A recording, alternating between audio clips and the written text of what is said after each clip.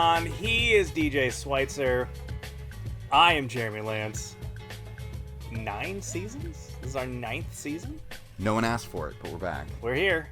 We're doing it. You're welcome. Really for our own satisfaction at this point. It pretty much is just the reason that we can get away and have a few drinks and talk soccer for a few hours. We started this as two guys with so much eagerness and promise to hopefully, make it big in the soccer media world and the podcast world. And now it's just, hey, just two dads looking for an excuse to get together and yell and drink on a Monday. Yeah, I mean, it's a nice thing in my weekly schedule. It's great. I circle it on the calendar, get excited about it. I got so excited this weekend when I was like, ooh, we're going to record. We're going to talk about, we have Premier League.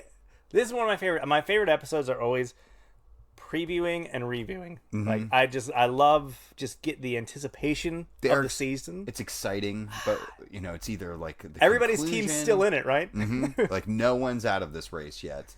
Okay, maybe some of them are. There's a few already gone. But all that said, it is like it's a giddy feeling. And I'll be honest, the Community Shield snuck up on me. Like I was like, oh damn, that's this weekend. Like I completely caught me off guard. And it really did. It got my juices flowing a little bit. Like, oh man, that means the Premier League's right around the corner. Oh, I watched as much league football as ESPN Plus would allow me this weekend. Yeah, got it in. Oh, just got that EFL just going. Got to get them in while there's crowds. Watched Coventry City win in the 96th minute. I think it was their first time at their home grounds in forever. Mm-hmm. Because I guess something was going on with I don't know. Yeah, there was some work being done on that ground, I think. Yeah. But they won. I watched just everything. I watched Swansea. They were boring as always. I was like, there they are. I remember those guys. Yeah, I remember when they were just doting about up in the Premier League. It's like a random former Norwich player now manages them. Russell Martin. Oh, how about that? Yeah. Wouldn't have picked him out of a No. But yeah, I'm ready. I'm ready to roll. Well, we are back and rolling in the podcast space again. It is nice to be back in your basement, talking soccer, having some bourbon and beers. Just the full experience again.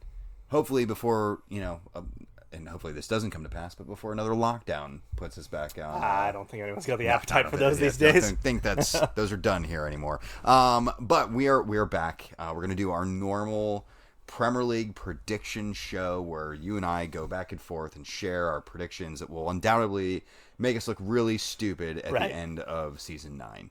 I felt I thought actually very hard on that fact that we're always generally fairly wrong. Yeah.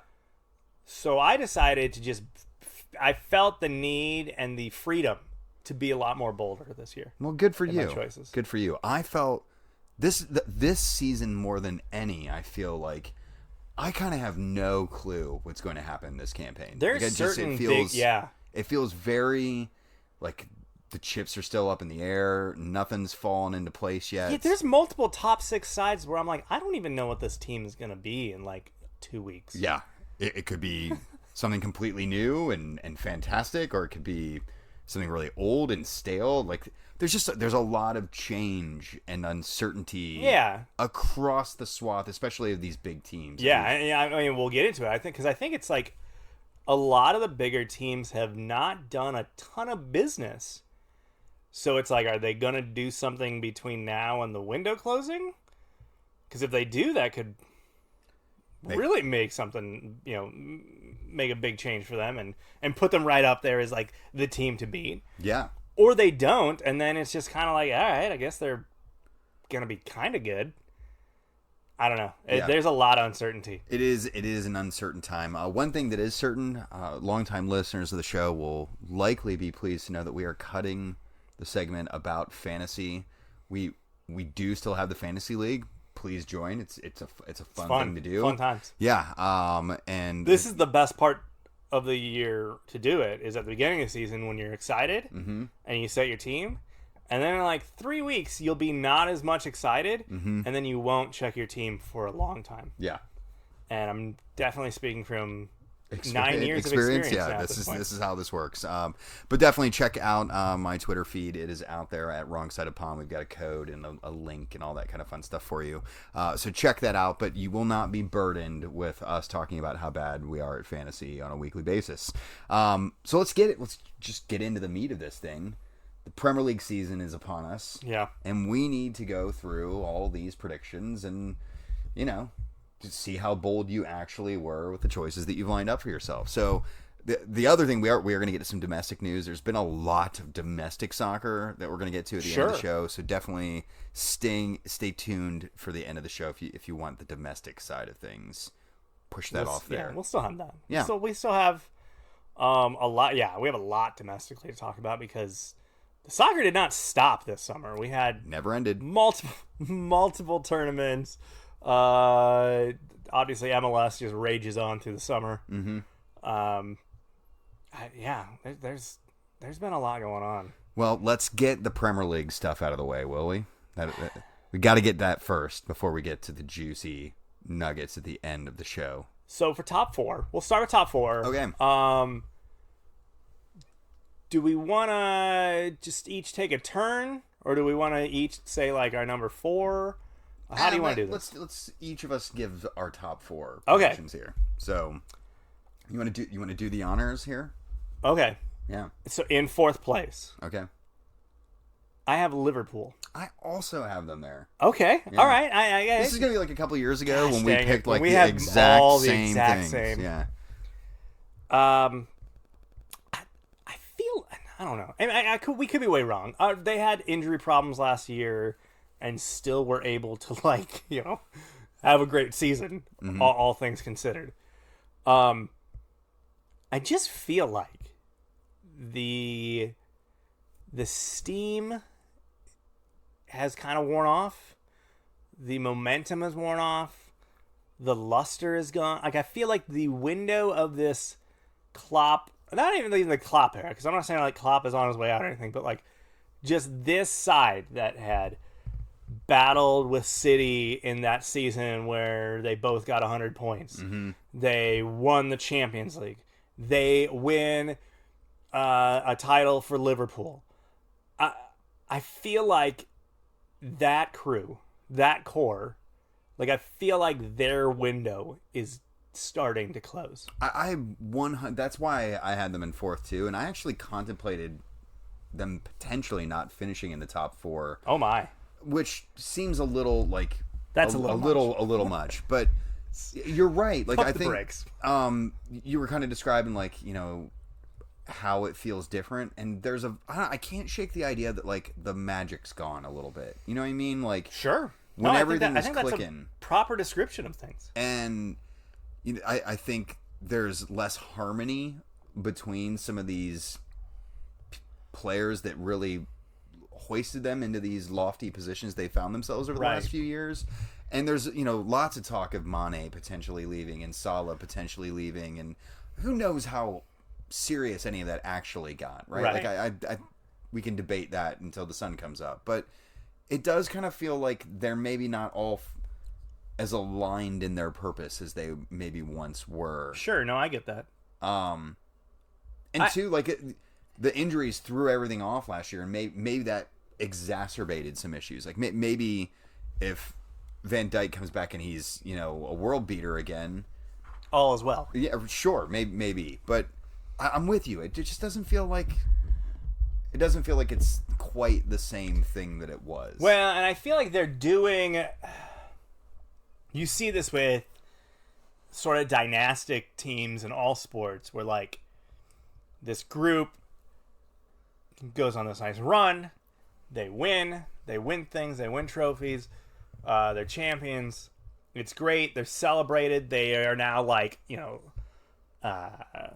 lionized or whatever within the community, and then there's this weird like quasi regression that you see where then like that team will then, instead of keeping things fresh, bringing all these new pieces, they just start like just doling out new contracts and contract extensions to all those guys that were part of that core. And while that sounds good and like it's exciting, like yay, Allison's got a new contract. This guy's got a new contract. We're keeping these guys around forever. They're Liverpool for life. These guys are legends. Blah blah blah. Like at the same time, it's like, hey, this could get stale real quick, guys. Mm-hmm. Your club can attest to what happens when you go a couple windows without making big moves. Yeah, I mean, the parallels are there, save for the fact of like trophies, right? But that's where it ends. Yeah, but totally, like you ride this wave, and that same water that got you there has now like lost its wave, right? Yeah, and it's hard to move on from that. But I think Liverpool. And they continue adding pieces, so I don't want to make it sound like they've not attempted to keep it fresh. Like, right? They have here and there dropped in a piece that's been, meant to keep things fresh. And sometimes it works, and sometimes it doesn't. But I think they've got. What was the big one last year? Jota. Jota. Yeah, so they brought in Jota. He worked out fairly well. Sure, yeah. I think that's done all right. Yeah. I don't know long term if that guy's the answer, but we'll see. Yeah. So I don't know. I'm with you though. I don't feel like they're quite the threat they once were.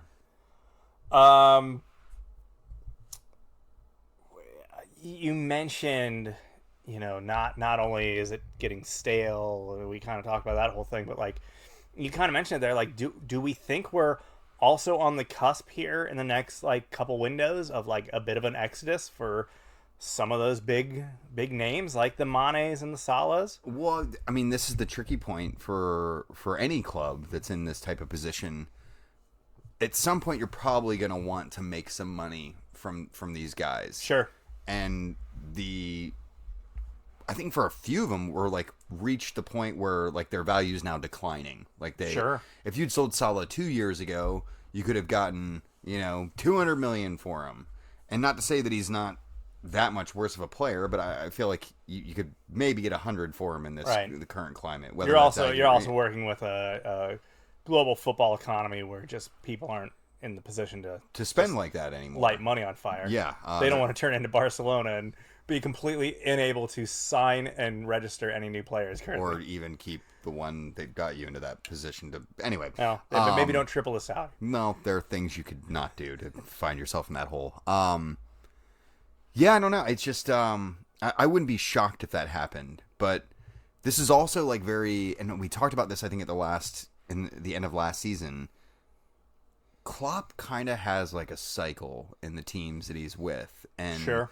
Similar things started to unravel for him at Dortmund when he eventually got the can there. Okay, yeah. And if you remember, they made it to a Champions League final. Mm-hmm. I was actually just talking about that Champions League final today because my coworker and I were talking about Champions League finals that were exciting. Mm-hmm. And I was like, actually, that was like a really good one. Oh, it was a fantastic one. And they won the Bundesliga, I think, that season. And, I think maybe the season before that or, something along those lines. Not only did they make it to the Champions League final, but they, remember, Lewandowski had 4 goals in the first leg against Madrid in the semifinal. Yeah. Like, that was Dortmund, like, zenith right there. Oh, yeah. Like, that was... And so... Sometimes Klopp kind of runs his team out of gas. And I don't know that that's what's happening, but I'll be watching to see if similar parallels are followed. That makes sense. Who you got at 3? So, and I want to clarify here, I think from this point on, I think 3, 2, and obviously the winner, I think that's going to be a tight pack the whole season. Okay. Like, to the finish. Okay. I'm predicting and hoping for... Unless, of course, my team takes the lead, and then in which case I hope everyone else just tanks. Okay. I'm hoping for a very tight, fun race. 3rd place. I'm going United. I also... Dang it. Oh, boy. Yeah. This shaping up bad. Oh, no. Shaping up bad. All right. So why do we have ourselves both seeing United fall a spot this campaign? They could have a very good center back pairing. Very. Very good. Probably one of the best in the Premier League. Yeah, I mean, Varane, if you're not familiar with his time at Madrid in particular, he's a very quality center back in his prime. Mm-hmm. I don't want to make too much of it because I don't think he's that type of player, but I think he could have a Van Dijk level of Okay. impact for United potentially. Sure. I think this is a very good center back pairing. And this is like, remember all that money that Ed Woodward was throwing around, all that money, and how outside of Maguire, that back line was not getting the attention it needed, and that was kind of where things fell apart for them. Yeah. And kind of where De Gea was left to die time and again. Yeah, I mean, I think that's part of it. I think they're still hurting for that defensive midfielder to provide the adequate cover in front of them. Yeah, I mean, yeah, okay. But That's all still that very said, true. and they, Varane, obviously that's getting a lot of attention. But I mean, they also made some offensive additions. Now, the Jadon Sancho one feels like a signing that's like a year too late. Sure, It feels still like a lot a big of air. boy signing. Yeah, feels like a lot of air was let out of that balloon too. But yeah. I mean, I think they have the potential to be good, but I also kind of feel like they have some lingering problems that were never addressed, like the whole Pogba thing. There is that, and not does that linger, and then does that become like a cloud that hangs over this club that causes real strife and some real problems. Yeah. Striker. Do they need a more out? They have all of these just slippery fast, wing pieces that they've been bringing in. Cavani not really gonna be able to be counted on for that many minutes, right? As he gets up there in age. So, like, do you need a more like out and out striker to kind of anchor that attack? Sure, but who? That's sure. No, that's great. Great question. And them being United, like, what are they going to do? Go out and sign like a second-rate striker like they've done the last couple of times, and it's not really done anything for them. I don't know. I mean, yeah, I'm not saying there's an answer out there. I'm saying is it still a I don't know. Void? It is. It's the main question, I think, outside of a defensive midfielder. Like, do they have the actual strike force that's capable of competing at the top of the table? And I don't think they do, but they're also not the only top team that's facing that particular issue either. Sure. No, potentially just for the time being. Who do you have in second? I had Manchester City in second. Oh, God. Dang it. So did I. Oh, dang it. Dang it. Man, I hope you got Spurs in first. It is. It's Tottenham. Tottenham at the top. Manchester City in second. They made the Grealish move. Mm-hmm. I feel like at this point they're probably not making that Harry Kane move.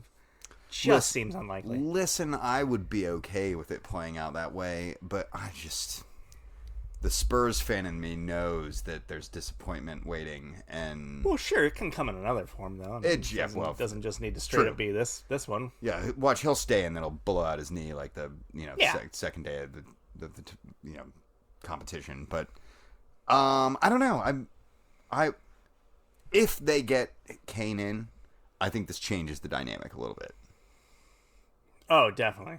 Like that's if the one. If the Kane thing happens, then I'm lifting it up to first. Yeah, like that's the one question mark that it remains on that roster, right? Like, I just don't think Gabriel De Jesus or De Jesus, Gabriel him, or do you like? You gonna just bank on Sterling scoring all your goals? Like, I feel like that is the one thing about City that it's like you have a lot of good. It's kind of like United, like a lot of these slippery, tricky wingers that are fun and can score goals for you, but you just don't have that focal point that can just yeah.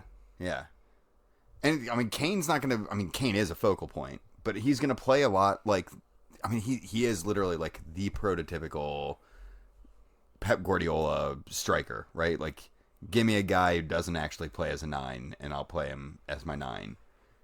And I don't know. Yeah, I think it definitely would change the dynamic immediately and make them odds-on title favorites. You mentioned Pep. I think I threw this out last year. I was dead wrong, obviously, thinking that Pep would lose interest in the side. But they win the league again. They thought they made it to the mountaintop of the Champions League final. Didn't go so well. Yeah. Yep. As you point to your new championship trophy poster hanging up down here. Yeah. Oh, yeah. How'd that get there? Yeah. Does he start to lose interest in this project? I don't know. But I feel like that's always a potential for Pep, but it definitely has. I just don't think it's happened yet. Or every time I think there's going to be signs of it, so far no, there hasn't. Yeah, I don't. Maybe it's because he's running out of places to go. He's running out of places to go. The only other place that I could really see him going to, PSG. No, really. Honestly, I don't. Okay. Juventus, and he played there, so I think that's okay. That's part of that's it. Good. And they're one of the only free spending sides in Italy these days. But I don't know. I can't say no, but here he has a bottomless pit of resources, and he has the best facilities and the best everything. I don't maybe he saw the writing on the wall at Barcelona. Maybe he kind of had a similar setup at Bayern, but I don't want to say it couldn't happen, but it seems very unlikely at the time being. He's really getting to shape this thing the way he likes. Okay, fair enough. You've convinced me. Yeah. First place, who do you got? Spurs? No, I'm just kidding. Chelsea. I think with the new signing you guys have around the corner, I think that's there was the piece. I was telling someone at the field today because he had a Chelsea shirt on, and we started talking about Lukaku coming in, and I was like, you know what, man, I just think about all those times last year where Timo Werner had a great opportunity to score a goal, and instead he was a mile offside, or he yacked the shot well wide. Mm-hmm. And you just got to figure, Lukaku's scoring 80% of those. Probably. But this is you hope it's not snake bitten for you guys. Sure. How many times do we go back to the same well and hope that it works out? And I do truly believe that every other time that Lukaku has been at Chelsea, the circumstances were unfit for him. Sure.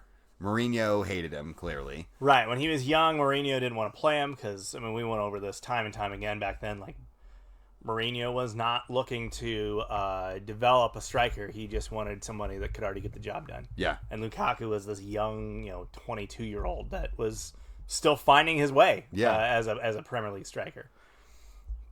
Second time around, he was not even the only Belgian striker that we had. we had brought in Batshuayi at the same time, and we had brought all these guys in, and it just didn't make sense. No. This time, I think this side is set up extremely well because you just have all these pieces, and he can fit in a number of ways, right? I mentioned Timo. You could have him. You could have Lukaku just slot in as that striker in that three at the top, or what if you did Lukaku and Timo playing off each other? I think that's totally something that Werner will be, or that Tuchel will be looking at. Yeah, and I gotta say it's tempting. Yeah, you guys become old Chelsea again. That transfer ban has been lifted, and it's 100 years ago. Everyone's oh, we're short on money, and Roman Abramovich is ha ha ha. I've literally been raking in cash with dead bodies attached to it for through all this COVID. Nothing happens with me.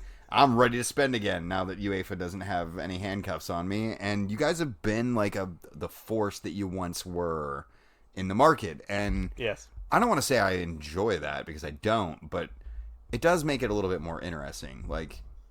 When you guys had your hands tied there for a while, it was kind of well, this is weird. It's I don't want you to be good, but it's weird seeing this neutered powerhouse up here not doing what it's supposed to be doing. Yeah, if you genuinely love the league, you love it's made better when the big clubs are doing big club things. Yeah, for and sure. are contending. Oh, for sure. The prospects of us having Chelsea and both Manchester sides just punching it out all season long, it is very exciting. Feels very like turn of the century, doesn't it? Like sure, early 2000s a little bit. Yeah.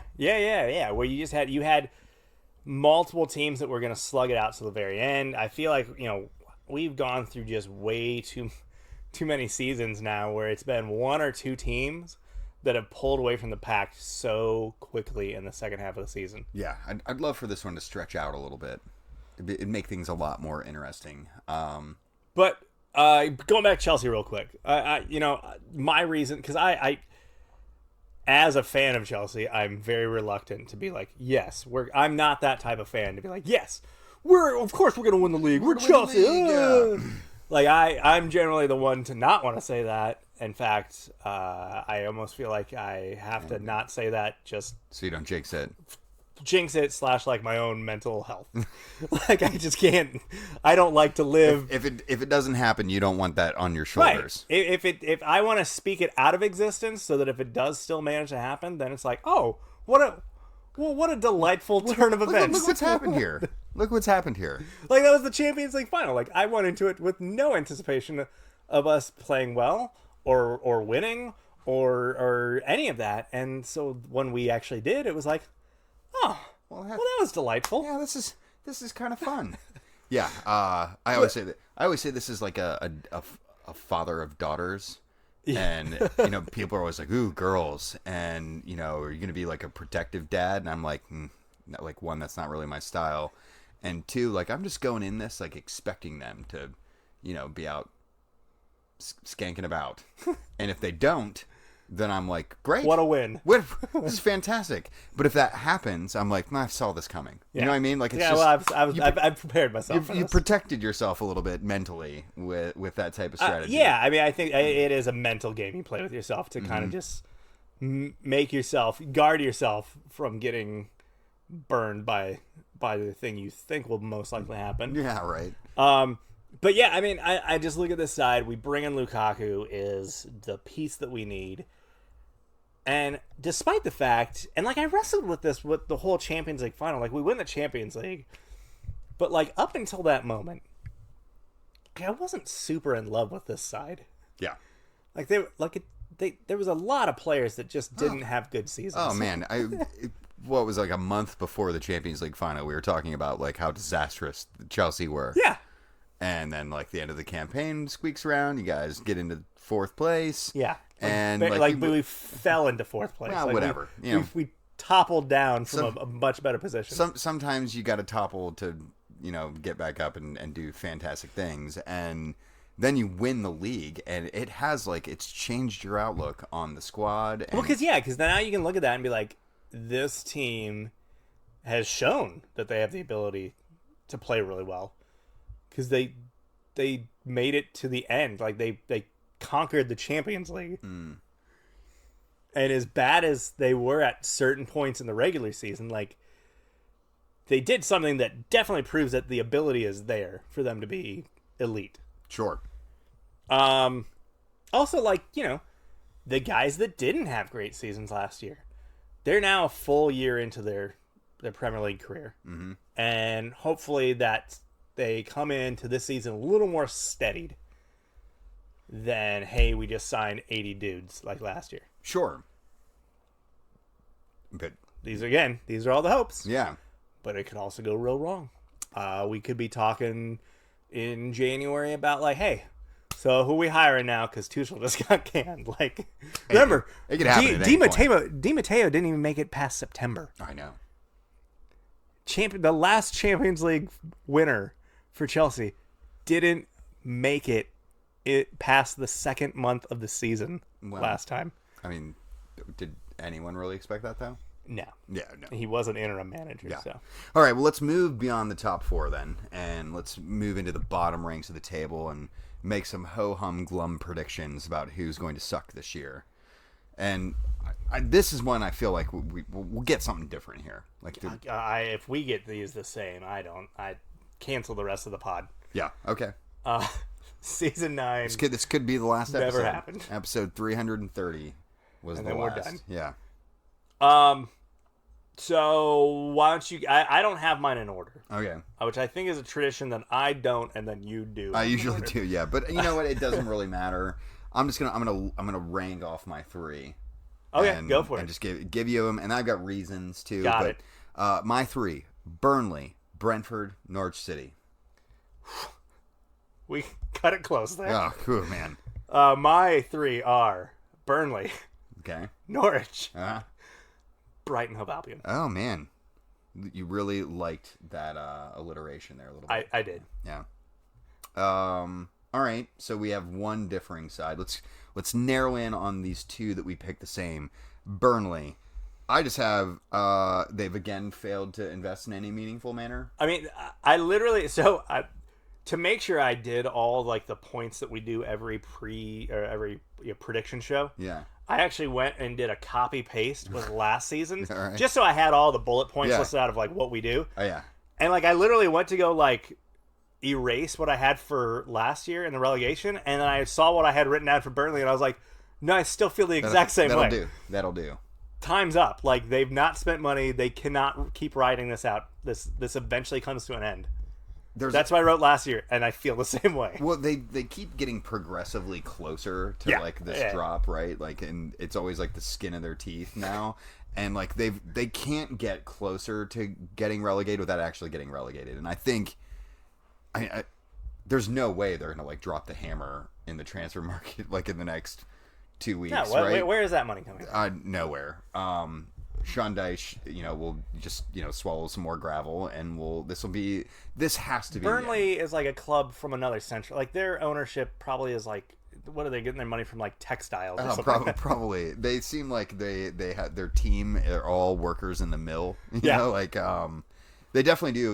Remember that Netflix documentary, the Beautiful Game. Oh yeah, about where they like trace their early origins of to just like of factory workers. Yeah, and I feel like literally Burnley is just one of those teams still. Like all those guys drive like Model Ts, and like you know what I mean. Like they all have curly mustaches. Like that's what I picture them as, and that type of team needs to be relegated. Like just get out of here. Yeah, you're just not meant to stay around that long. We don't need this. It's fun when they come up and it's exciting and it's like, hey, this is different. But it's like we all know in the back of our head, like this doesn't last very long. Like unless they somehow change, like unless you evolve into a Premier League side that's you bring investing more, is more commercially viable, is bringing in players. I mean, they don't even like I'm pretty sure everybody on that roster, I'm just assuming, like, was born and raised in Burnley. Oh, undoubtedly. Right? Just in the greater Manchester area. Yeah. If they have a foreign player on their team, it's because he, like, moved there as a kid. Yeah. And, it still came up. All right, so let's go to the other side that we both had. Our main man, Charlie Hatch's Canaries from Norwich City. On the ball city. On the ball city. There are a lot of people who are picking them to do better than this, but we both feel very confident that they're going back down. I just wrote down one sentence for Norwich, and that is, this is who they are. They're a yo-yo club. They come up. On up, they say hi, and they go right back down. They go right back down to where they belong. I don't feel like... I mean, here's why I also feel confident. If you look at the betting odds, everyone has them as, like, odds-on favorites to go back down. Yeah. And I feel it's what they do. Yeah, it's what they do. So I chose Brentford, one of the other newly promoted sides to be coming up. What do you not like about them? They seem small. Like I think that's just and I know that doesn't really mean much of anything anymore. Like obviously Bournemouth and a couple other clubs have proven that you can be itty bitty and survive in this space for a little bit. But, like, I was looking... I didn't really know anything about Brentford, like, being completely honest. Like, I knew that they've done well in the Championship the last couple of years. Sure. And they've been kind of moneyballing it a little bit. Yeah. You know that they don't have an academy? Okay. They axed their academy in 2016, and they have a team called Brentford B that doesn't even play in the reserve league. They just play friendlies and stuff. So they're just like a Sunday team. Kind of. Just a pub team. But they promote like players out of that first team. It seems unrealistic to be successful in the Premier League with that type of a setup. Like their reasoning for dropping their academy was to focus in on their first team activities, which obviously that would allow you to do. But in English soccer, a lot of times those academies are like kind of how you make your money. But if you're not producing any players, I suppose it doesn't much matter. Yeah. So I don't know. I think I'm picking them because I don't know anything about them.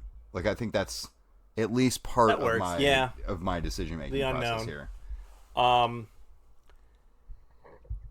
Brighton Hove Albion. Again, I have a 1-sentence reason, and I just wrote down, I forgot they were still here.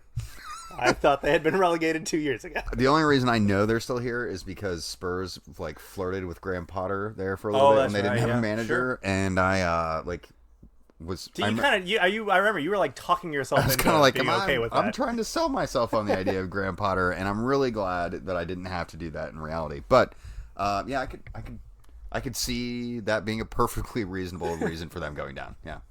Like I literally looked at the standings and I was like, oh, they're still here, huh? Okay. Another season at the Amex. Huh. All right. Looking forward to it.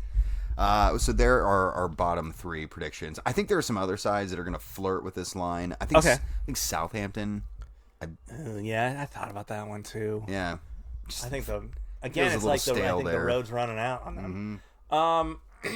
Before we get to our dark horse, just real quickly, obviously we have a lot of supporters that support some of the other clubs that are popular in America, but sure. So far have not been deemed a top 4 side or luckily a relegation side. So a word on Everton? Wafa? Rafa's kind of the cool. That's kind of the best part of this situation. Will the Wafa era work? No. Of course not. I don't think it will.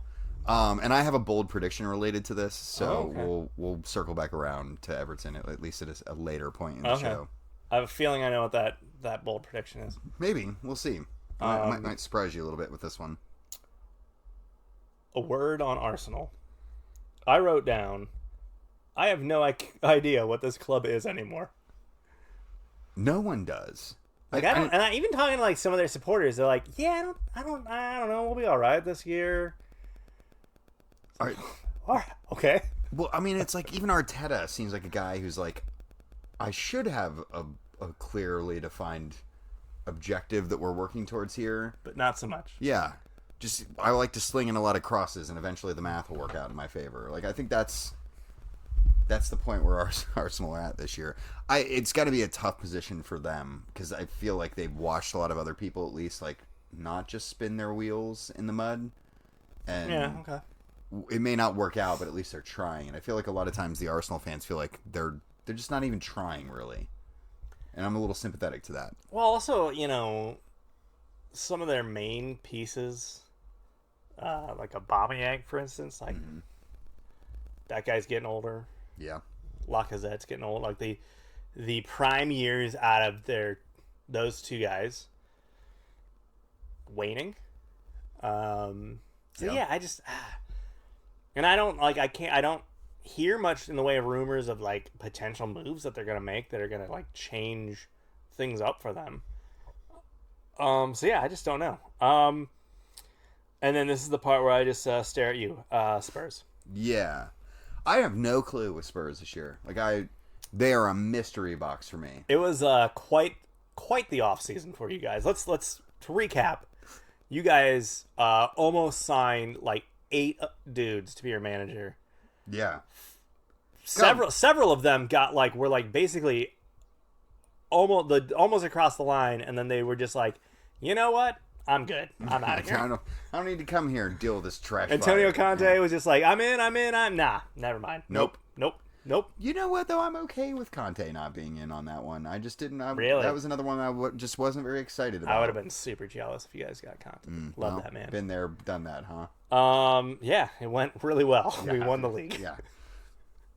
The Harry Kane situation. It's just that's the other one. So then you have Harry Kane went on Operation No Show. He went Aaron Rodgers. Did not report to camp. Aaron Rodgers went on like a walkabout with his girlfriend in like Hawaii. Harry Kane went to like Florida. Yeah. Like just he loves Florida. He freaking British people. They and do. They just love for America's penis. They do love it. Gosh, that place is gross, guys. Stop going to Florida. For real. The place. Did you miss the? No disrespect to all of our friends in Florida. Did you miss the apartment building falling down? Like did you? Yeah. That's what Florida's actually like. People think Disney World and glittery Miami, but Also, that's what Florida actually also, is. you guys go to Florida in the summer? Yeah. That's the time you don't. That's the time when people in Florida don't go to Florida. Yeah. It's like in Spain and Italy, like the place empties out in the summer because it's time to leave. It's too hot. It's 98 degrees with 100% humidity, and you will have rain. Like there will be rain.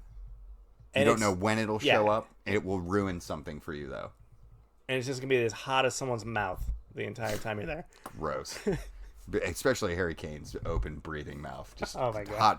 hot mouth breath. breathing. Oh, just all over the place. But yeah, he really did. He went off the rails there for a bit, and then came back with one of those total horseshit excuses. I wouldn't leave you like this. I was just quarantining. Like, hey, shut it. Like, guy, we all know what you're up to, especially because your brother is literally screaming it from the rooftops. Your brother, who looks like if Harry Kane had a baby with Luke Bryan. Oh my God, that is such an accurate description of what his brother looks like. You really can just right on the head there. I'm mad with him. Like it didn't have to be this way, and I get that he wants to go and he deserves wins and blah blah blah blah blah. Sure, gentleman's agreement. We had a deal. And the deal probably was, I will let you go if we get the amount of money that I think you're worth. And I don't think that's been offered yet. Like, I just don't.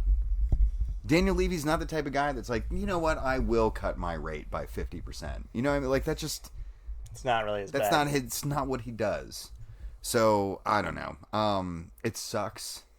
We got, like, our 5th choice manager in. About to have a fun one. About to have a fun season. It could be, but it could be good. I really don't know. You still have a decent. I mean, you have a decent side still. We re-signed Son. I'm actually ecstatic about that. Like, I think that's a big freaking deal. Yeah, you brought in a piece or two. Yeah, Romero, I think is going to be a great center back. Yeah. We probably need another one. Brian Gill is. Oh, you got Eric Dyer. You're good. You don't need another one. It's very uncomfortable even thinking about him playing center back. That'll be good. It's fine. Brian Gill is a young Spanish attacker that looked pretty good at the Olympics. Yeah. He looked exhausted at the Olympics too. He also looked that. He looked like he was about ready to just completely collapse and die there at the end of that final. Yeah, it did look like it was a hot one. It took you in the summer. Also, not a great move. Not advisable. Weird. It's probably better than Qatar at any time. Sure. Yeah. So yeah, I really don't know what to expect with Spurs. It's a very tricky situation. Well, I'm excited for you. Me too. Dark horse. Not Dark Spurs. Horse Club. I feel like this one we will not be the same because I would be shocked if you picked this. I picked Aston Villa. God damn it! You got to be kidding me. You've got to be kidding me. I put down Aston Villa. A bunch of solid signings. Danny Ings, Leon Bailey, Ashley Young. I didn't even know that one happened. I had to look that one up. I was like, wait, what? My mind that they I was looking at their transfers. I was like, wait, when did that happen? If they throw him back up on the wing, if they don't bring back Gabby Abonglor, I'm going to be so mad. Like, so mad if they don't do that one too. But yeah, that's... They took that... I mean, they started spending that Grealish money like a month ago. They really did. They're like, look, we know this is going to happen. The other one they brought in, Emiliano Buendia, who lit it up for Norwich last year. So I think... I think they have the potential to be a decent team. Danny Ings and Mings now, too. Ooh, I like that. Well, Ings and Mings, huh? Yeah. Tasty stuff. Yeah, no, I definitely think... And they were a side that were trending in the right direction anyways, right? Like, they were making good moves. This seemed like a good progression as far as just continuing on, making more moves, investing more money. I think they could find themselves in a European place. Yeah. Well, we will have to now that wait. there's like 4 European competitions or something like that. Yeah, I think teams in like. When is your conference league games? Dude, I have absolutely no clue. I don't even want to think about the competition for the most part. Let's move on to Golden Boot. I'm going with one Harry Kane. I have that too. Doesn't matter who he's playing for. I just I looked at my previous picks, and I always tried to just outthink the room, and it never went well for me. So I just went super safe pick here. Same. I did just keeping it as safe as I could be. I picked a Aubameyang last year. Like what the hell? I picked Timo. Ooh, that did not work out well for either one of us. No. In any capacity. Let's move on to the managerial ranks. Manager of the year. I feel like we're gonna have the same here. Probably. I have Dean Smith. Oh, I contemplated that. I think because I'm putting my chips in on Aston Villa. Okay, I did not pick that. Okay, good. I picked Thomas Tuchel. All right. I think if you guys win the league this year, that's a deserved award. Sure, winning the league in your first full season.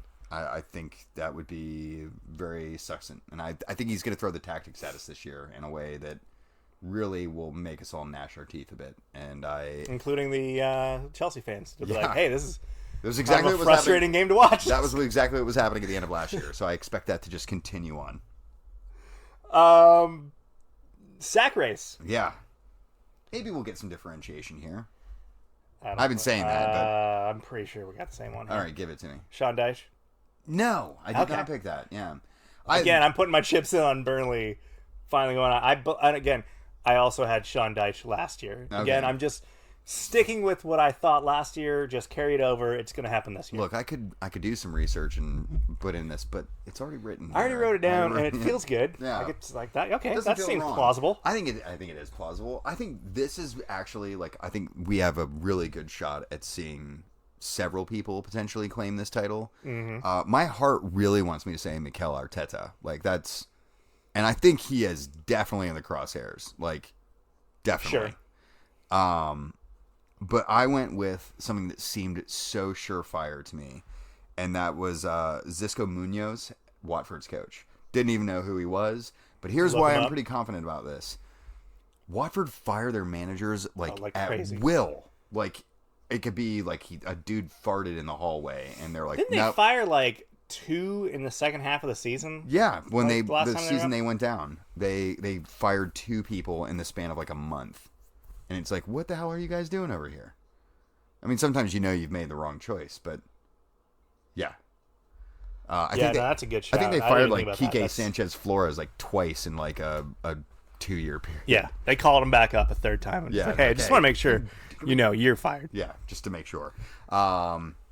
But yeah, I mean, I think there are more than a few people that could potentially see the chop block. Ralph Hasenhuttl feels like a guy that, if things go awry quickly, Southampton would chop that block quickly. Wheels too. could fall off pretty quickly there. Yeah, that's a good shout.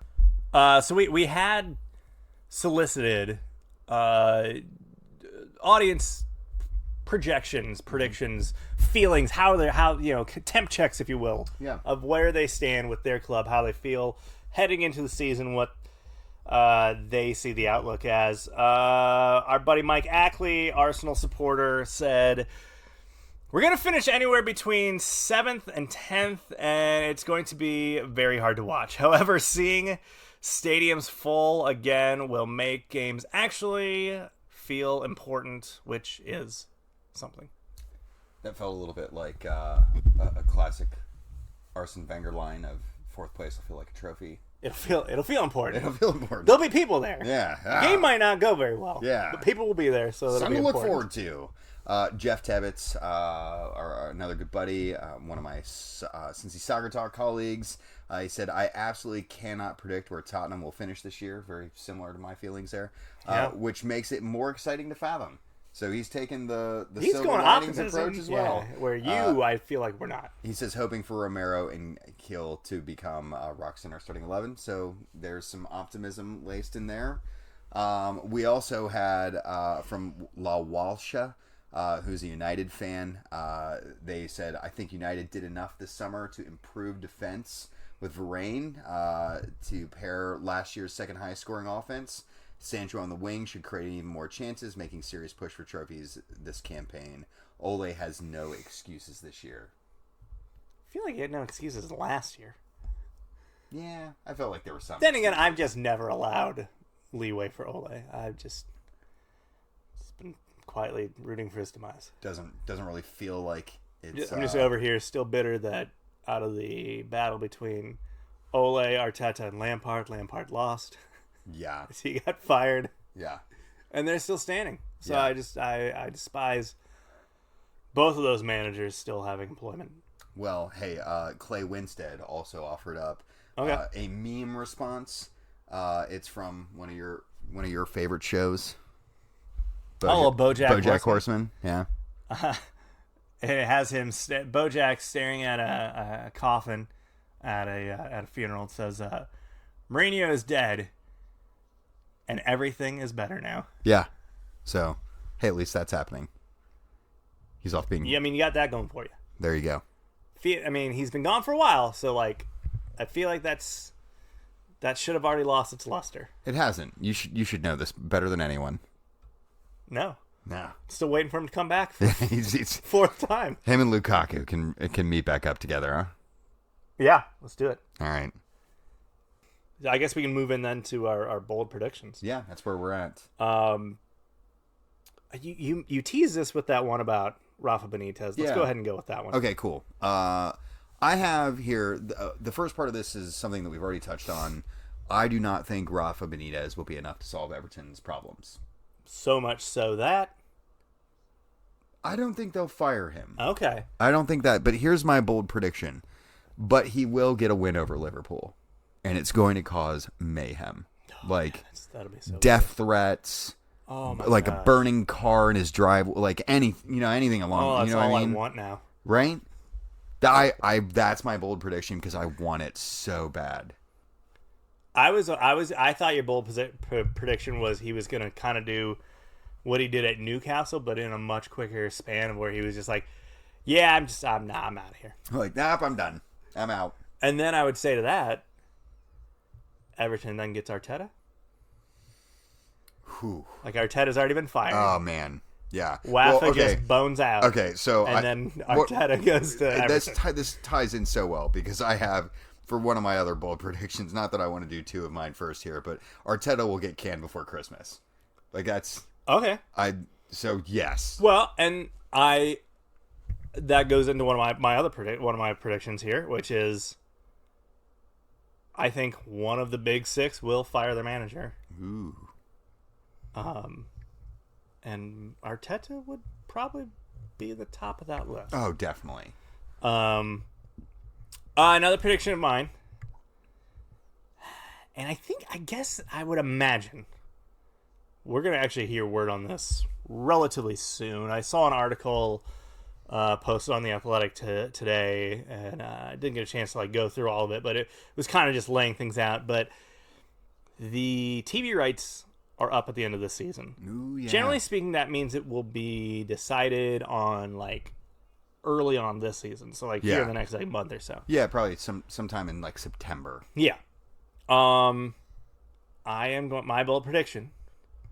I don't know if this is a good thing or a bad thing, but I think NBC does not retain the EPL rights. I think that's highly likely to be the case. It sounds like ESPN and CBS potentially, kind of a new media agent might pop into it. I mean, you see what happened over in the UK where Amazon Prime has is part of the rights deal. Mm-hmm. Like they own some of the rights.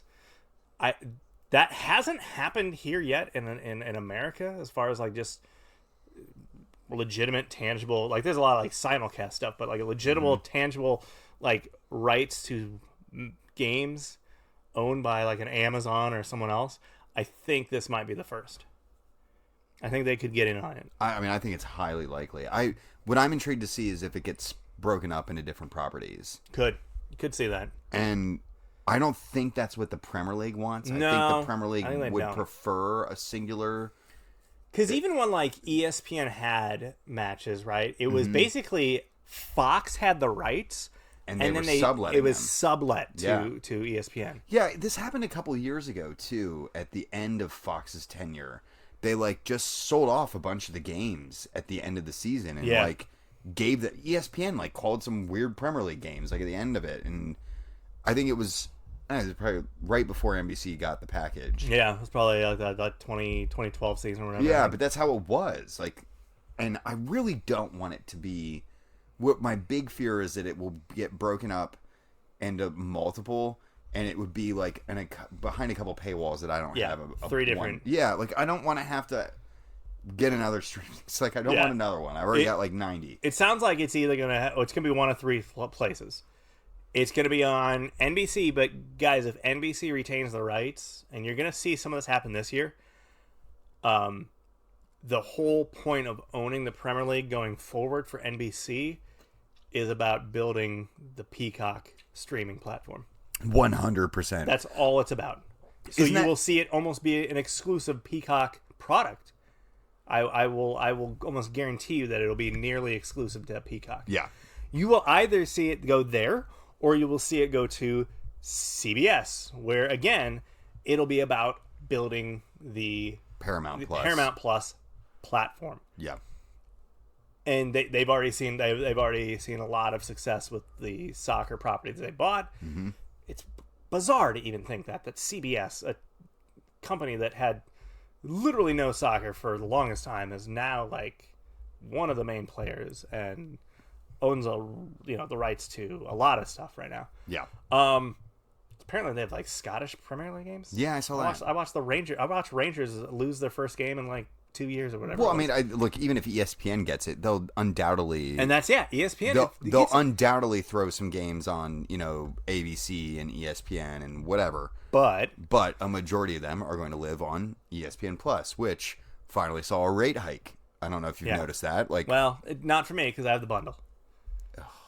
You got bastard. a bundle. You got a bundle. Your kids are going to want that Disney Plus anyways. We do. We have Disney Plus, but we don't. Get Hulu. But we don't. We probably should do that. I mean, at this point, it's like $2 more than what you're already paying. Shut up with your good economic examples here, Jeremy. I don't need another streaming package. You do. You do. You gotta watch. Peep Show on Hulu. Damn it. Okay.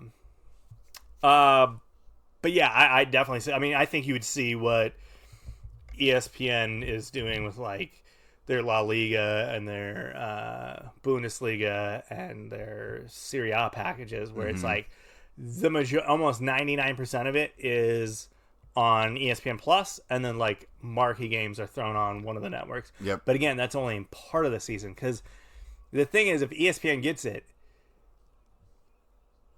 August through January is college football season.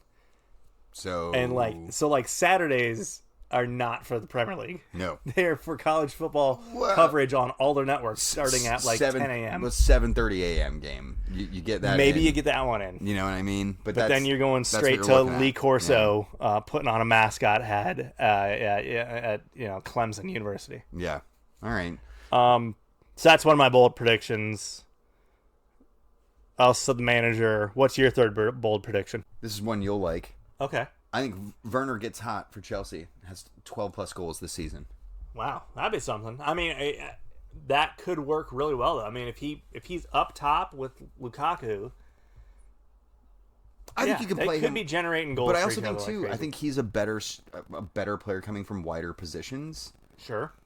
You do have like 80 wide positions. Well, wide player options. That's the problem you guys are facing. There's too many of them. I mean, we've already basically had to like put Mason Mount out there like half the time. Yeah. Just to get him in.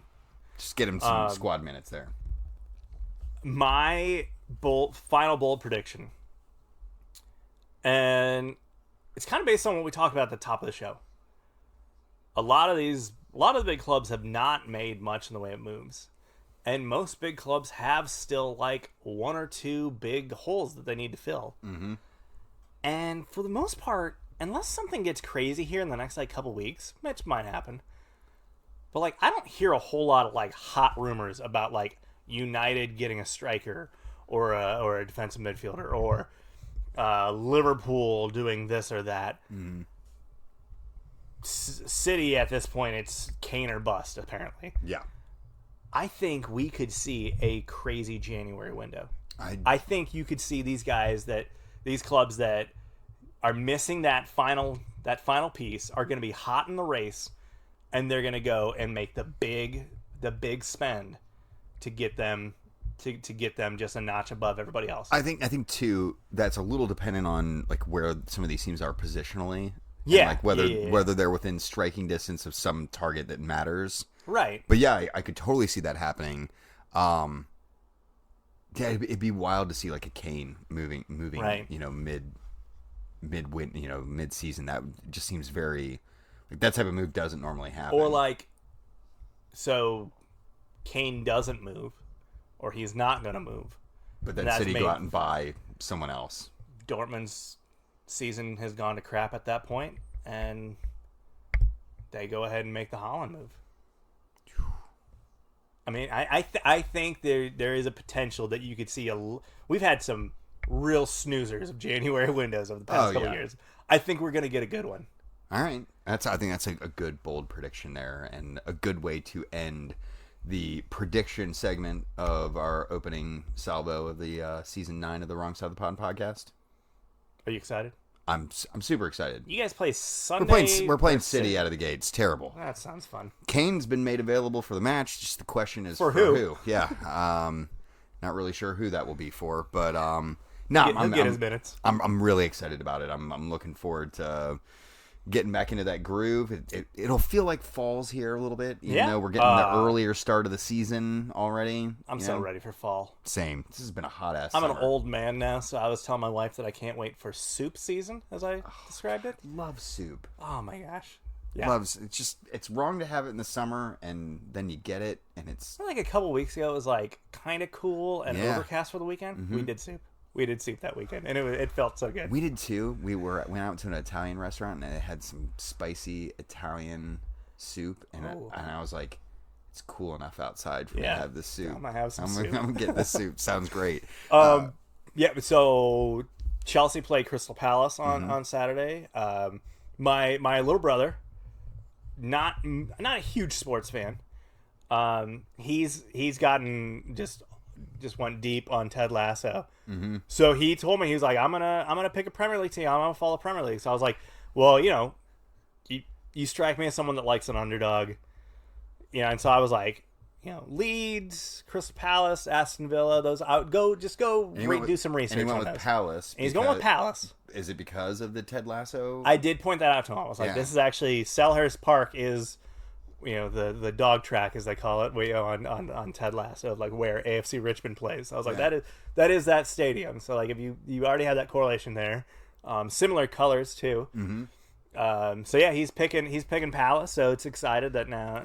Exciting times for them. Yeah. Patrick Vieira at the helm. I told him. I also told him, I was like, man, you would have really liked their previous manager. He was just like this.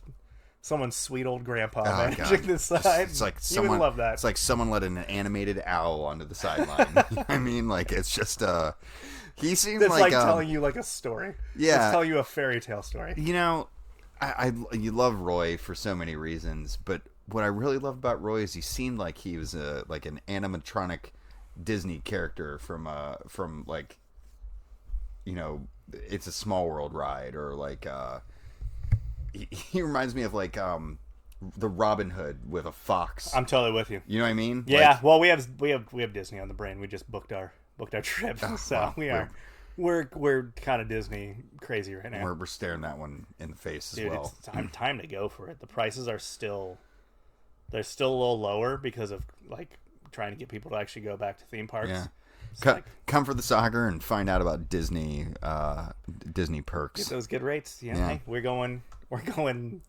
like mid-January, which is like the absolute dead period for them. That is a good time to go. I've been there around that time. Yeah. As a kid, that's when we would. Oh, dude, I've been eyeballing. They have that new Star Wars hotel that they're opening up. Yeah, if you want to spend like have you seen how much it's going to cost? It's outrageous. First of all, you can only stay there for like 2 days. They're 2-day voyages. It's 2 nights, 3 days total.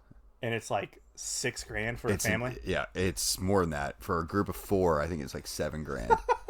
If you went as like So- like a two that's like a insane. 2-person experience is like the minimum you can get, and it's like It was like three something. it was like $3,500. I was like, I freaking love Star Wars, and I will. But it's like a total, I will never get like, to go, 24/7 immersive experience. dude. I can't even. I can't.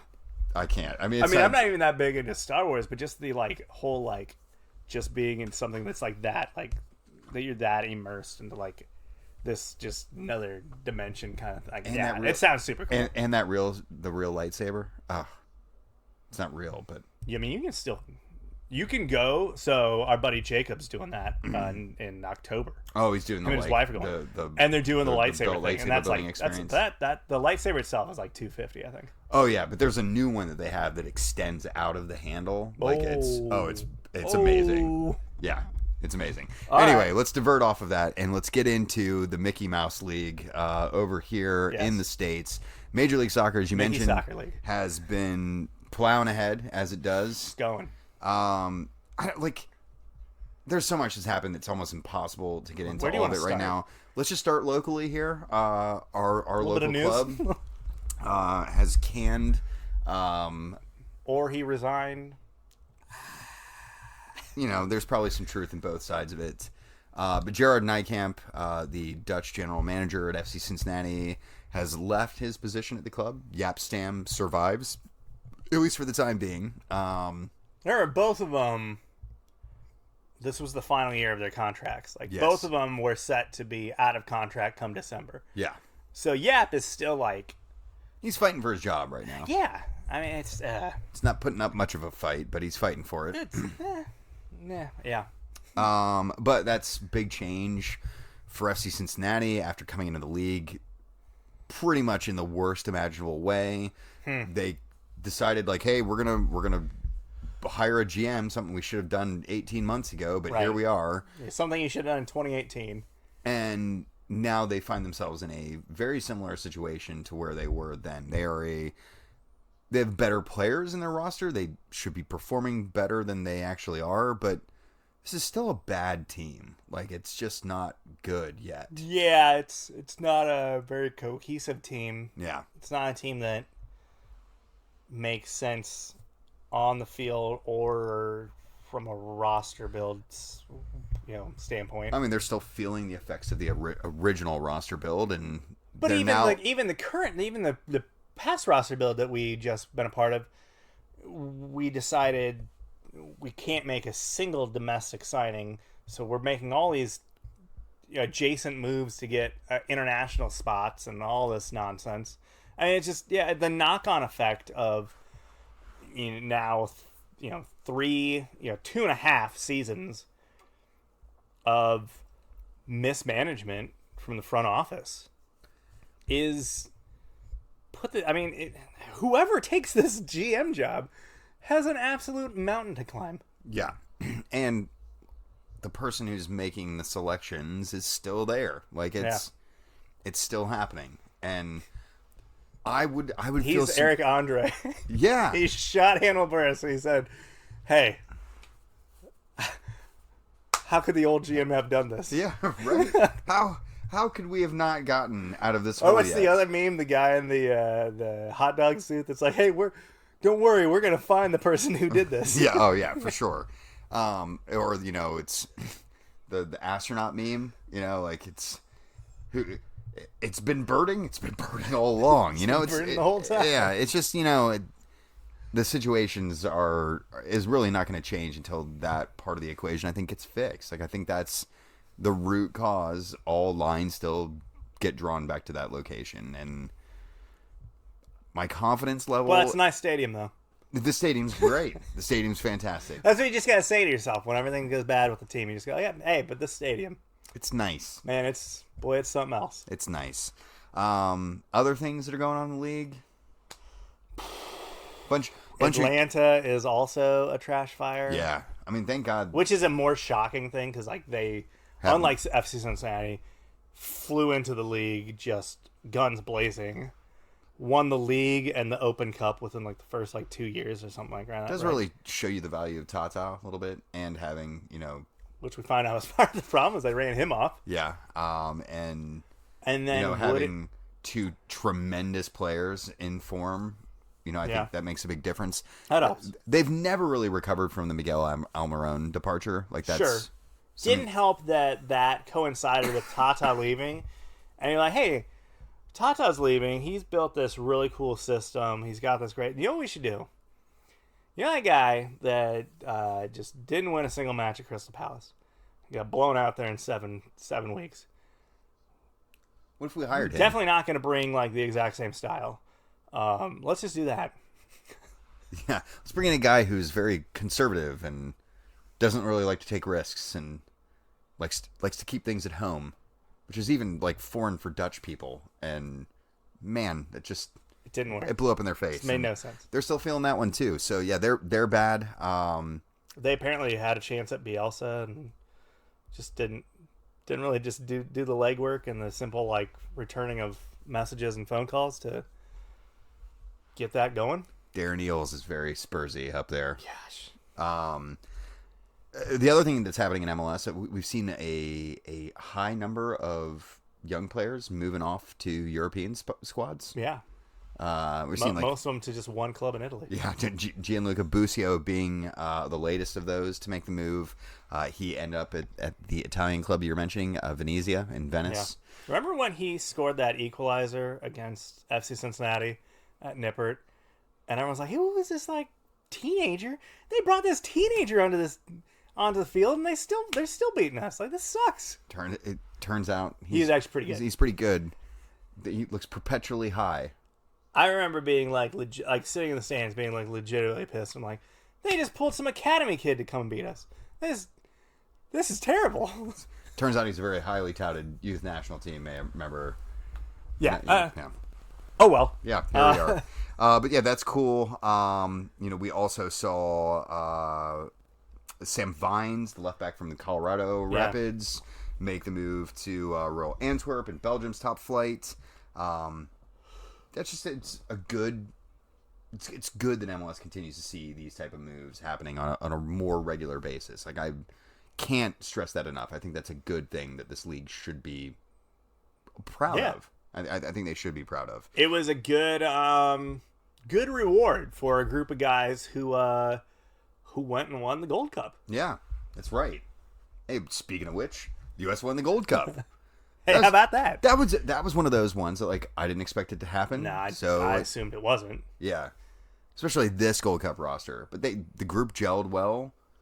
Matt Turner played amazing. Yeah, out of his mind. To the point where is he the number one now? All right, let's pump the brakes, guys. That was I get it. That's what everyone was saying. Yeah. I think it's a bit of a recency bias, given the fact that like fair. Matt Turner was also the only guy playing matches this summer on that depth chart. Fair. Like Horvath had his match, or at least 20 minutes of a match. Yeah. Did really well. Everyone got super high. Remember, everyone was like riding high on him after the League of whatever that thing was that we won. Nations League. I keep wanting to call it League of Nations. Isn't that what preceded the UN? Probably. I think it is. We were all high on Horvath there for a bit, and then Matt Turner comes in and he has a crazy good Gold Cup, and we're all high on him. Meanwhile, Zach Steffen is still really good. Played really well in the Community Shield match. He did. Had a great save against Vardy. Mm-hmm. Everyone's like instantly wanting to and they're like getting. There's almost like there's like an MLS like homerness that like there's a lot of pundits right now on Twitter, particularly going like, well, I mean, we got to give Matt Turner, like, he's got to be in the discussion. I'm like, yeah, okay, like, he's in the discussion, but, like, Zach Steffen's still there, guys. Like, it's... And he is playing for arguably, like, the best club in the world right now. Like, that needs to be considered. And it's definitely weighty. But, yeah, no, congrats to the U.S. for winning a trophy. That Mexican side should have beat us. Like, should have. And I know they were missing, players and whatever, but don't worry, they'll fire Tata and he'll go to. I hear Atlanta hiring, so yeah, maybe just go to Atlanta again. Maybe he'll end up in Canada. Who knows? Sounds fun. Yeah, go torture us from up there. Anything else domestically you want to touch on there? The All-Star game. Are you excited about that? Kind of, actually, I am. Liga MX All-Stars. I like the format switch. I think it could be a cool little thing. It needed something fresh. Yeah, I mean, it's probably one of those things. Let's do this maybe 2, maybe 3 times at the most, and then come up with a new plan, or just what should ultimately happen with all these All-Star games across everything in America is they just stop existing. Yeah, I want the home run derby to stick around, and that's the one I'm out on the most. Oh, really? Oh, my. And the NHL skills competition. No, that one I'm there. That I love. MLS brought that back for the last time around. I don't know if it'll be around this time. That's true. I secretly hope it will. Forgot there was no All-Star game last year. It's easy to forget. Because there was just barely a season. It's true. It is true. That brings us, I think, to winners and wankers. Winners and wankers. Who is your wanker? My wanker this week. I've got to give it to Barcelona. Yeah, I feel like we are sharing this one. Mismanage your finances so poorly that you not only are unable to keep around literally the best player, arguably of all time. Yep. But it's so bad that the other 4 players you signed, you probably also can't register them either. And they may not even want to be there. Sounds like Sergio Aguero is literally trying to get out of it. Yeah, as one should. I mean, I'd be pretty pissed if, one of my friends I thought I was going to play with. Aren't you then pissed at him, though? Aren't you like, dude, what? Why did I come here? Well, you think he would have been like, hey, maybe don't sign here because it's a mess. But I'm sure at the same time, Messi was like, I'm sure he's like, well, no, man, let's say, I think we'll work this out. I'm sure that's probably what Messi was thinking. I don't think he wanted to go. And you gotta remember, Messi is like this superstar who probably lives a very insulated life. So he probably, I would say Messi probably up until everything kind of really hit the fan, I don't think Messi fully understood the messiness of the situation. Yeah. No, I'm going to say his dad and the people that kind of run his life probably sheltered him a bit from the reality that was impending on him. I don't doubt that to a certain extent. He also has to have a certain amount of awareness that he's part of the issue here. Again, he had his salary over the time he's been at Barcelona. His salary has tripled. That was just from his last contract, right? So it's more than triple. Right. Okay. Right? Yeah, I guess from his first contract when he was getting his first pro deal. Yeah, it's way more than that. But it's laughably bad. And now why they were pushing for the Super League so badly. They need the money. They need it. Yeah, and I feel like there's a lot of anti-Barcelona people that are happy or kind of laughing about this, but most of you people are Madrid fans, and you're not in much better of a situation. No, Madrid have a bucket load of debt that they're also dealing with. And which is also why you nailed yourself to the mast that was Super League. Look, all 3 of the teams that hung in there forever, outside of Juventus, who have kind of gotten their act together financially, all of them. It's kind of a surprise. Totally a surprise, and almost didn't think they had it in them. Almost undoubtedly shady, but it's whatever. House of Cards. But all these teams needed it. That's why. They're all this was their way out of the debt. Gigantic problem that they created for themselves. I heard this other crazy thing today. Apparently, there's a stipulation in Spanish law that soccer chairmen for clubs are personally responsible for the debt that the teams accrue.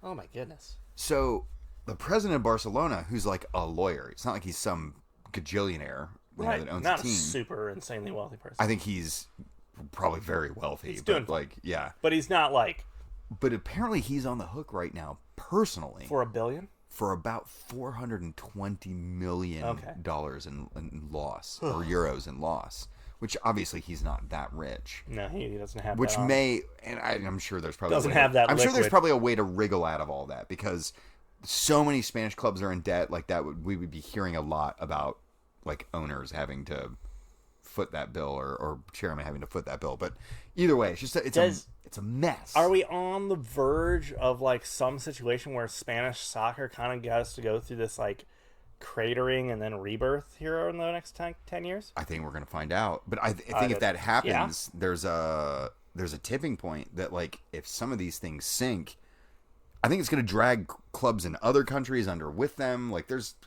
don't think people understand how bad the debt issue is in European soccer. Right. And two, how interconnected this whole web of ownerships and clubs actually is. And I think if that happens, it's going to spill and it will be nasty. But DJ, American soccer needs to be more like European soccer. It's weird. It's almost like these people calling for that don't know what they're talking about. I mean, but that needs to be. It just has to be that way. It has to be. We have to do what I mean, look how they've done it and like the money and the investments they've put in. And it's gone so well for them. And ProRel. And these are the investment types of things that should happen here. Sponsorships will just show up. Yeah, they'll just be there. It's the ProRel that gives you that. Right. It is the ProRel. It's the magic bullet that is the ProRel. The magical elixir. So that was also my wanker, was just Barcelona just being terrible. Just completely imploding on themselves there. Imagine being a club with everything they had going for them. What if like a guy came to you like 5 years ago and was like, Barcelona is going to put themselves in such a financial disarray that they're not even going to be able to keep Messi. Like they're literally going to have to force Messi to leave for free because they are so embattled with debt. I mean, that's how the Messi era ends at Barcelona. Like they just took because of financial malfeasance. They're like €1 billion in debt, and they sold Neymar like literally like 3 years ago for like 250 million euros. Like that's like a quarter of your debt issue right there. Like how are you so bad at this? Yeah, and I mean certainly, I'm sure they're just not selling much in the way of merchandise or licensing. No. Throughout the world. No. Do we have positive things that we want to share? How about you? Oh, we sure do. Yeah. My winner, and as far as he's concerned, he's always the winner. But over the weekend, as mentioned, EFL has kicked off for the season. Down in League 2. Tranmere Rovers and Walsall were playing. Had a bit of an incident. The fourth official had to sub in for another official, thus meaning they needed a new fourth official. And as luck would have it, there's a certain man that goes to as many Tranmere Rovers games as he can. Mr. Mike Dean was pulled out of the stands this weekend. Amazing. To be the emergency fourth official. And certainly this did not go to his head. I'm sure he didn't enjoy it too much. No. To be the center of attention at his beloved grounds there for Tranmere Rover. But yeah, there he was. You know, I mean, we had the famous clip of him from just a couple years ago in like an FA Cup match or whatever, where he's like in the stands, like like cheering like a wild man for Tranmere Rover. That's his club. He loves that club. So of course he was there. You know, Premier League's not starting until this coming weekend, so he had nowhere to be. So he was taken in the match, and sure enough, he got called into duty. Wonder if he got paid for that at all. If it was just a volunteer, you know, Mike Dean's happy to. Oh, I'm sure he did it. Yeah, out of the goodness of his heart. Good for him. My winner. I'm going with the noble thing here. Get the Canadian women's national team. Oh yeah, that was cool too. Finally hoisting a major trophy. In this case, medals instead of a trophy, but super cool. Like, I think people don't know how good Canada is because like we've been so good for so long. Sure. And it's kind of wild that they've not won anything. Like if you think about it, like they probably could have won some stuff. They've lived in the shadows. Mm-hmm. They're the Utah Jazz to the 90s Bulls. They were really good. They're amazing, but they're existing at the same time as the Bulls, so they just never were winning Just stuff. never really happened for them. So, congrats to Christine Sinclair and all of her teammates for wrapping up an Olympic tournament to remember for the Canadians. So, How about it? Yeah. That brings us to the end of episode 1 of season 9 of the Wrong Side of the Pond podcast. If you want to get involved, of course, Jeremy's at Jeremy Lance on Twitter. I'm at Wrong Side of Pond, as we've always been. This is fun. Glad to be back. Ready to rock for the season. Got a whole lot of talking and drinking to do. All right. See you, folks. Bye.